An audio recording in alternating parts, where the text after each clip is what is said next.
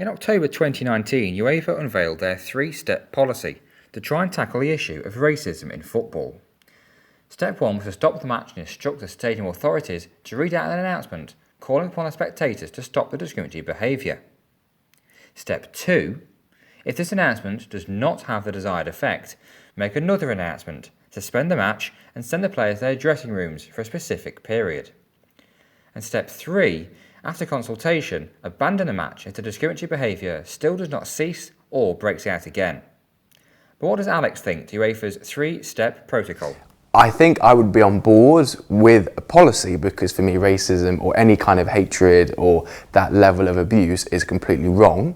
However, I'm not sure that policy or those steps is the right way of doing it because it's not actually promoting how to get rid of it. You're giving people too many chances to carry on doing it. I think it's also really, really important that with this, they consult the players and everybody and every stakeholder in sport is considered because some players may find one phrase racism and where do you cut the line? With that, there needs to be more definition of what specific word is it. You might call me something and I don't jump at it, but you might call the same thing to somebody else and they call that completely racist. So what does Alex think to the Home Office stats that show that reported football racism incidents have increased by over 50% in the past year?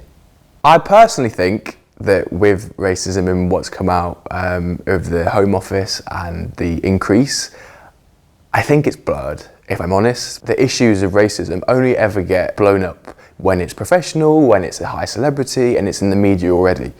So I actually think that it should never deter anybody from getting into sport because racism is not every 2 seconds. It doesn't happen all of the time. These are where people make mistakes. It's where there are fractions and actually there are much more values in sport. And if you play sport and you're taught sport in the right way, those values should be instilled.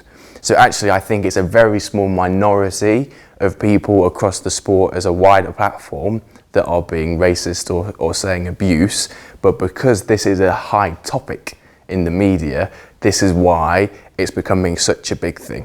So I think that's where people are going to get put off because they see it in the news and they see that it's a big problem, which it is a problem, but actually at a more recreational level, and if you're taught it properly, the kind of abuse that people are saying they're going to get really shouldn't be there.